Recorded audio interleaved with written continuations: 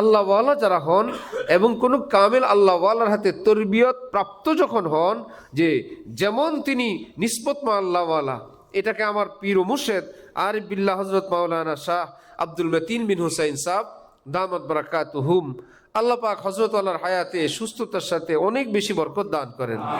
হযরত বললেন যে ভাই, বুজুর্গ হওয়া, আল্লাহওয়ালা হওয়াও সহজ, মানুষ হওয়া কঠিন। কি বড় মুশকিল কথা। হযরত বলেন যে ভাই, আল্লাহ রহমান রহিম, কেউ গুনাহ না করলে আল্লাহর ওলিদের খাতায় নাম দিয়ে দেয়। চলো, আমার বান্দা কান্নাকাটি করছে, গুনাহ থেকে তওবা করছে, জিকির করে, চলো আমার ওলিদের খাতায় নাম দিয়ে দাও। খোঁজ নিয়ে জানা গেল ওলি আল্লাহ হয়েছে, মানুষ হয় নাই। এরকম কথা ছোট্টখাটো বুজুর্গ বললে উল্টায় ফেলবো না আমরা? কি বলেন, ওলি আল্লাহ হওয়ার পর আর কি বাকি আছে? হযরত বলেন তরবিয়ত পায় নাই, এখনো সুন্দর মনুষ্যত্বের জীবন অর্জন করতে পারেনি। হ্যাঁ, আল্লাহর কাছে আল্লাহ পাক তো যেমন মা বাবা সন্তানের ব্যাপারে কতটা নরম দিল, এরও খাওয়ায়, ওরও খায়, চলো তা তোমরা যাও, ভুল করছে তাকেও খাওয়ায়। তো রব্বুল আলামিন রহমান রহিম, তিনি বলেন কেউ গুনাহ না করলে আমি তাকে আমার ওলি আল্লাহ বানায় নিয়ে নিই। কিন্তু এখনো পানের পিক ফেলানোও শিখে নাই। বাথরুম গেছে, আরেকজন পরে ঢুকে দেখে পুরা এরিয়া, গোসলখানা, ওয়াশরুম সবটা লাল করে ফেলছে, গজব করে এসে গেছে। হাই কমোডে পা উঠে বসে আছে। হয় না এরকম?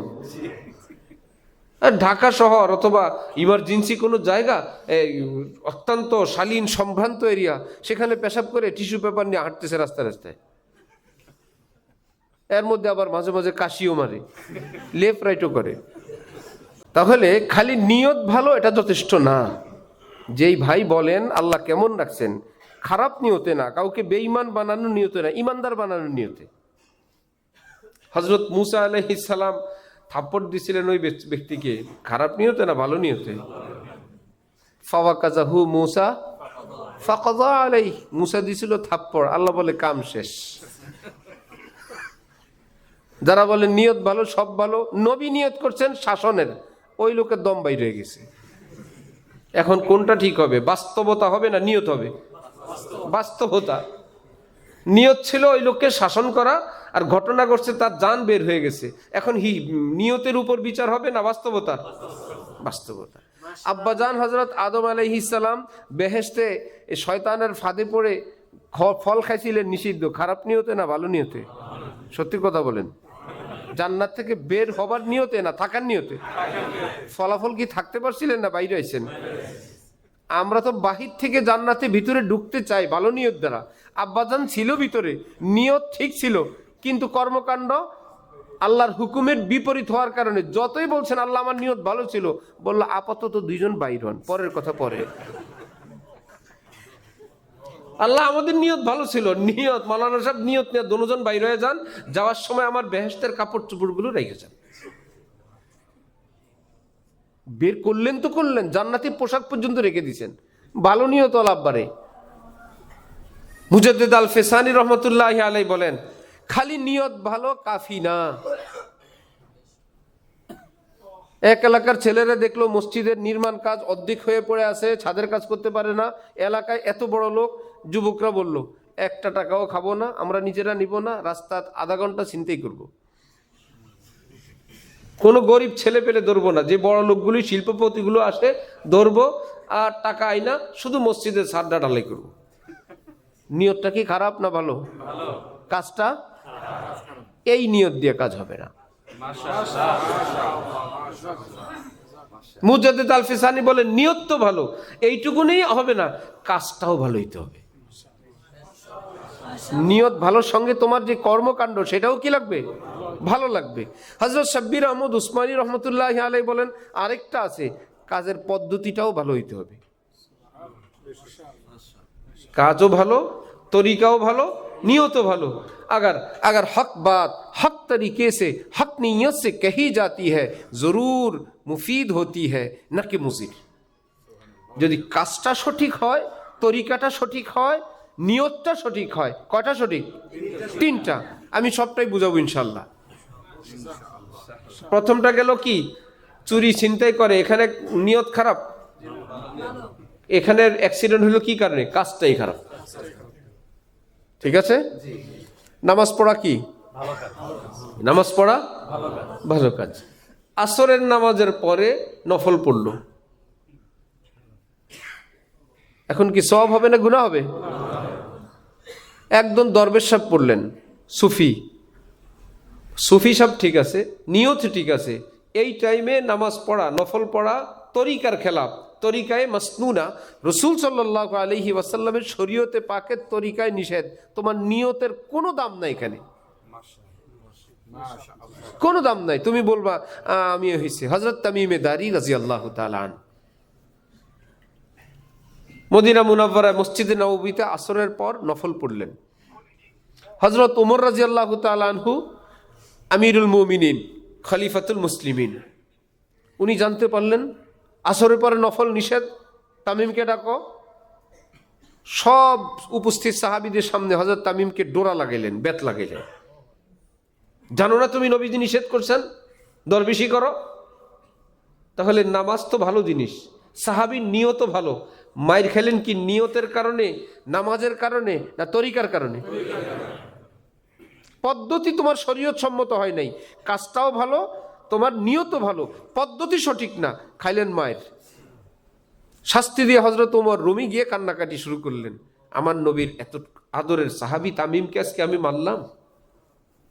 এবার তাকে ডাকলেন, এ তামিমে দারি, আমি তোমাকে চিনি, গুহার ভেতর থেকে আগুন বের হচ্ছিল, কেউ ছিল না নিভানোর, ব্যাপক অগ্নিকুণ্ডলী। হযরত তামিমে দারি আগুনের সামনে ভাবে হাত দিয়া বলছিলেন, ওই জাতের কসম, হে আগুন, যিনি তোমাকে সৃষ্টি করেছেন, আমি হযরত মুহাম্মদুর রাসূলুল্লাহ সাল্লাল্লাহু আলাইহি ওয়াসাল্লামের গোলাম, আমি আল্লাহর ওয়াস্তে তোমাকে বলছি তুমি ভিতরে চলে যাও। হাত যত আগায় আগুন তত পিছায়। ওনার হাত আগাইতেছে, আগুন পিছাইতেছে, গুহার মুখ পর্যন্ত হাত নিছেন, আগুন ব্যাকে চলে গেছে পিছনে। হযরত ওমর বলেন, তামিম তুমি সেই সাহাবী, আমি তোমার সব চিনি, সব জানি, কিন্তু তামিম, আমি যদি আজকে তোমাকে শাস্তি না দেই, কিয়ামত পর্যন্ত নতুন একটা মাসালা বের হবে, আসরের পরে নফল জায়েজ, ওমরের যুগে তামিম পড়ছেন, কিছু বলেননি। আমার নবীর একটা বিধান, সেটা আঘাতপ্রাপ্ত হবে, আমার ইচ্ছা তামিম আঘাতপ্রাপ্ত হোক, নবীর শরীয়ত আঘাতপ্রাপ্ত না হোক। আমার নবীর শরীয়তের গায়ে টাচ না লাগুক, তামিম মার খেলে খাক। হযরত তামিম কান্না শুরু করলেন, হে আমিরুল মুমিনিন, আল্লাহ পাক যোগ্য ব্যক্তিকেই জিম্মাদারি দিছেন, হাজার আঘাত আমি সইব, আমার নবীর সুন্নতকে আঘাতপ্রাপ্ত হইতে আমি দিব না। আপনি যা করলেন সঠিক করলেন। আমরা কেবল একটু নিয়ত ভালো হইলেই কাজ একটা ঠেলাঠেলি শুরু করি, আমার নিয়ত ভালো, অমুকের এটা ভালো, তমুকের সেটা ভালো। একটা কাজ শরীয়তে পাকের দৃষ্টিতে ভালো হইতে কয়টা পয়েন্টে চেক আছে? ব্যাংকের টাকার জন্য চেক নিলেই টাকা দিয়ে দেয়, মাশাআল্লাহ আপনার মতন হুজুর আসছেন, চেক কত লাখ? 10 লাখ, দিয়ে দেন 10 লাখ, নাকি চেক আছে? প্রথমেই দেখবে দস্তখতটা মিল আছে কিনা, ভেরিফাই করবে। একবার দস্তখত যদি বলেন হ্যাঁ আমার, একবার চেহারায় এই চেহারা, আর ভাই যখন অ্যাকাউন্ট করি আমার দাড়ি ছিল না, এরকম বিপদ হয় না? দাড়িবিহীন অ্যাকাউন্টওয়ালা যখন পরে যায়, পরে বলে আপনি নতুন ছবি দিয়ে না, আপনি কত বেজালে পড়বেন? আপনার এই ছবি, একবার চেহারা মিলায়, আবার দস্তখত মিলায়, তারপরে এবার দেখে ব্যালেন্স আছে কিনা। দস্তখত কি মিলায়? যেই দস্তখতটা আপনি এখানে দিলেন, এটার সাথে মিললেই সাইন হবে, যদি সেটা আপনিও হন। আপনার দস্তখত নিয়ে আপনিও যান, তাও কি হবে না, কাজ হবে না, বলবে স্যার তাহলে আরেকটা সাইন করেন সাইডে, এটা হয় নাই। তো দস্তখতে মিলাইতে হবে, এবার ব্যালেন্স দেখতে হবে, এইবার বলবে তাহলে বিসমিল্লাহ দেন। কেবল চেক দিলেই টাকা আসে না, টাকা থাকলেই টাকা আসে না, সাইন করলেই টাকা আসে না, কিছু কিছু মিলাইতে হয়। আমল করলে আসমান থেকে কেবল সওয়াব লাফায় লাফায় পড়ে না, আসমানে ভেরিফাই হয়। এই আমলটা নবীজির আমলের সঙ্গে ভেরিফাই করো তো, দেখো তো মিল আছে কিনা। সুন্নত শরীয়তের অনুমোদিত আমলের সঙ্গে ভেরিফাই যদি হয়, এইবার দেখো তো নিয়ত ঠিক আছে কিনা, কাজের পদ্ধতি ঠিক আছে কিনা, কাজটা শরীয়ত সম্মত কিনা, নিয়ত সঠিক কিনা, পদ্ধতি সঠিক কিনা। পৃথিবী বিখ্যাত মুহাদ্দিস আল্লামা শাব্বির আহমদ উসমানী বলেন, 3 পয়েন্টে যদি সঠিকের খবর আছে, আসমানওয়ালা টিক চিহ্ন দিয়ে দেন, আমার বান্দার জন্য এই পরিমাণ নেকি বরাদ্দ করে রেখে দাও।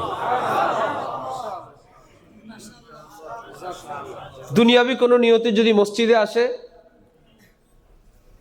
নামাজের জন্য না। এখন মেয়ের বিয়ের জন্য ছেলের পক্ষ আসছে, মেয়ের বাবা পড়ে না নামাজ রক্ত হয়েছে আসরের। এখন কি ওই বেচারা ঘরে বসে থাকলে ভাববে এই তো বেনামাজির ঘর? শুধুমাত্র অপর পক্ষকে দেখানোর জন্য যে আপনারা আমার মেয়ে নিবেন, আমিও নামাজি, মেয়ে তো আরো বড় নামাজি। এই জন্য মেয়ের বাবা ওই পক্ষের সঙ্গে মসজিদে আসছে। নিয়ত কি সঠিক আছে না গলত? জুতা চোরেরা মসজিদে আসে, একদম বড় ইমাম হুজুরের কাছে পিছনে নামাজ পড়ে, পরে 2 রাকাত পুরা পড়ছে, যার জুতা নিবে তিনি যখন সুন্নতের দাঁড়াইছে, উনি আস্তে আস্তে জুতা হাতি করে, চোরেরা কি দৌড় দিয়ে যায় জুতা নিয়ে? কেউ দেখছেন যে বিশাল বড় দৌড়? সে একজন মুসল্লি সেজেই নেয় যে জাস্ট সবাই নামাজ পড়ে, ইমাম সাহেব তো সালাম ফিরেই ফেলছে, আমার কাজ আছে, আমি সালাম শেষ। সে টার্গেট করে এটা যার জুতা সে কোথায় আছে, সে এখন সুন্নতে আছে, আর আমি এত সুন্নতে, আমি সদরঘাটে উজু করতে বসছি, এখানেও জুতা চুরি হয় আমার পাশে রেখে, ওই যে একটু হাত ধোয়ার জন্য একটু উপর হয়েছি, উজু করে দেখি পাশের জুতা আমার নাই, একদম পাশে রাখা জুতা। আল্লাহ, এমন ঘটনা। আর ঢালকানো করে করছে যে মোবাইল রেখে সামনে নামাজে গেছে। নামাজের সেজদার মধ্যে যে চোখ বন্ধ করা মাকরু, এটা এবার বুঝবেন। আবার ছিল টাইট প্যান্ট, শার্ট প্যান্টওয়ালা, খুব মজবুত টাইট প্যান্টওয়ালা, প্যান্ট পরে মোবাইল সামনে রেখে সেজদা গেছে, নিচে দিয়ে হাত দিয়ে মোবাইল নিয়ে গেছে চলে। প্যান্টের ফজিলত বুঝবেন, চোখ বন্ধ করার ফজিলত বুঝবেন।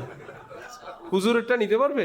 হুজুরের জামা পায়জামার কারণে হাতও দিতে পারবে না, আর হুজুর হওয়ার কারণে চোখ কি খোলা থাকবে না বন্ধ থাকবে? খোলা থাকবে।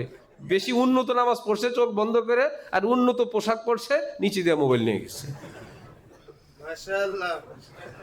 আল্লাহু আকবার।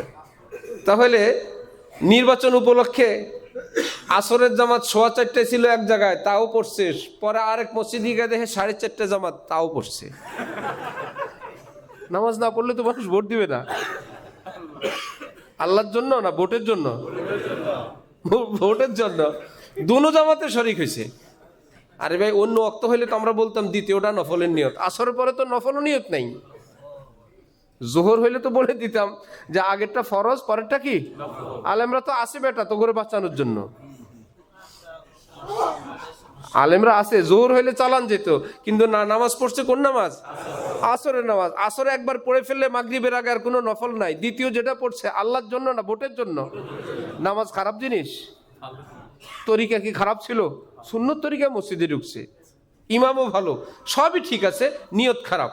তো যদি কাজটা খারাপ হয় তাও শেষ, যদি নিয়ত খারাপ হয় তাও শেষ, তরিকা যদি খারাপ হয় তাও শেষ। বাকি দুইটা যদি ভালো হয় তাহলে বুঝতে হবে যে আল্লাহ আপনাকে কেমন রাখছেন, আমার নিয়তেই ছিল, খালি নিয়তে কাজ হবে না। মুজাদ্দিদ আল ফেসানি বলেন, নিয়াতুন আসেন নাওয়াতুন থেকে। নাওয়াত অর্থ বীজ, দানা।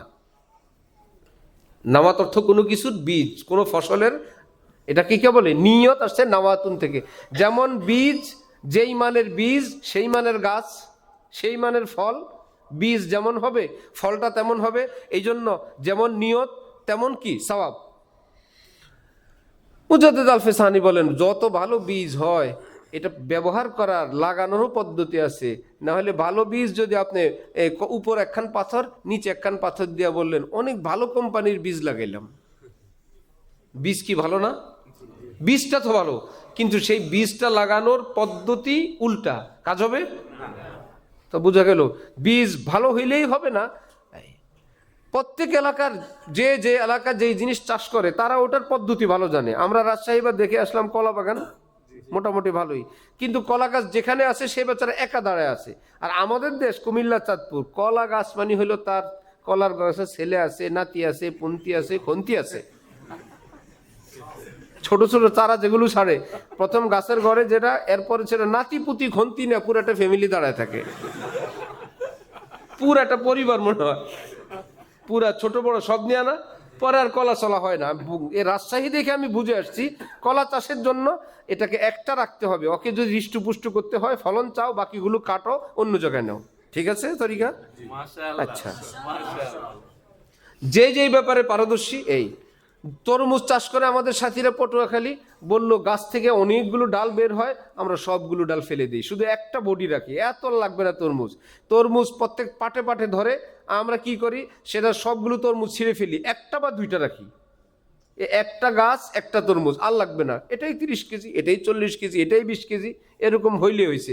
আর আমরা কি নিয়ত করি, এতগুলো লতা হয়েছে, আল্লাহ রহমতে সবটা যদি 2-4টা করে ধরে, তাহলে তো আর বেশি খেত দরকার নেই আমার, আল্লাহ রহমতে এক মুড়া বা এরকম একটা দিয়েই আমার কাজ হয়ে যাবে। শেষে আমাদের তরমুজের সাইজ যা হয় তো হয়, 100 গ্রাম, 150 গ্রাম, 200 গ্রাম, হয় কিনা? ফরিদপুর এলাকায় গিয়ে দেখলাম যে বেচারা গাছে বড়ই ধরে না। কি ব্যাপার, গাছ আছে ধরে না, আমরা কি করব?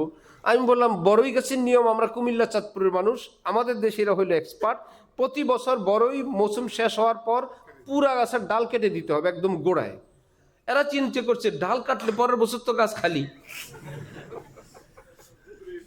তো ধরবে না। অথচ বড়ই গাছের ডাল ফেলানোর পর পরের মৌসুম আসার আগেই আগের গাছের চেয়ে বড় গাছ আল্লাহ কুদরতি ভাবে দিয়ে দেন, নতুন ডাল হয়, একদম ছড়ায় যায়, প্রতি বছর বড়ই ধরে। প্রত্যেক কাজের পদ্ধতি আছে না? এই যদি পৃথিবীর কোনো পদ্ধতি হয়, এইটার ফল পাওয়ার জন্য এই পদ্ধতি, সেটার ফল পাওয়ার জন্য এই পদ্ধতি, রব্বুল আলামিন বলেন, কুল ইন কুনতুম তুহিব্বুনাল্লাহ ফাত্তাবিউনি। আসমানের কোনো ফল পাওয়ার জন্য পদ্ধতি হলো হযরত মুহাম্মদুর রাসূলুল্লাহ সাল্লাল্লাহু আলাইহি ওয়াসাল্লাম। এই পদ্ধতি করো, কাটলে বললে কাটো, ছাড়তে বললে ছাটো, গোড়ায় কাটতে বললে কাটো, সব বাদ দিতে বললো, নবীর তরিকা হইলে ফল পাওয়া। সুবহানাল্লাহ। তাহলে কি আমাদের তরিকা না নবীর তরিকা? এখানে আসলে আজ যখন তরিকা মাথার থেকে আসে, পদ্ধতি মাথার থেকে আসে, যে ভাই সালাম দিলাম না আর বললাম দিয়ান, বলে কি আপনার বাবারে, আমার বাবার একটা মোবাইল দিয়ান, মোবাইল না দিয়া বলা যায় না, আমার বাবারে টাকা দিয়ান, টাকা না দিয়া বলা যায়, আমার বাবারে সালাম দিয়েন, সালামটা তো দিতে হবে, সুতরাং আসসালামু আলাইকুম রহমতুল্লাহ দিয়েন। উনি আবার এটা কান্দে করে নিয়ে গিয়ে বলে, ওকে আপনারা আসসালামু আলাইকুম রহমতুল্লাহ দিছে। এটা কি ইসলামের তরিকা হলো না বানানো তরিকা হলো? বানানো তরিকা। ইসলামে এরকম এই কিনা ঘরে বানানো তরিকা, এটাকে হোমমেড বলে না, হোমমেড কোনো তরিকা নাই। মাশাআল্লাহ, মাশাআল্লাহ, মাশাআল্লাহ। এখানে সব মেড আসমান, মাশাআল্লাহ, মেড ইন আসমান, মাশাআল্লাহ, সুবহানাল্লাহ। বেশি বেশি মেড বাই হযরত মুহাম্মদুর রাসূলুল্লাহ সাল্লাল্লাহু আলাইহি ওয়াসাল্লাম। তো আসমান থেকে আসবে অথবা ম্যানুফ্যাকচার হবে কোথায়? মদিনায়। আসমান থেকে আসছে, ফিটিং হয়েছে কোথায়? মদিনায়। ডাইরেক্ট আসমান থেকে আসবে অথবা আসমানি মালের ফ্যাক্টরি হবে রাসূলুল্লাহ সাল্লাল্লাহু আলাইহি ওয়াসাল্লামের দরবারে রিসালাতে।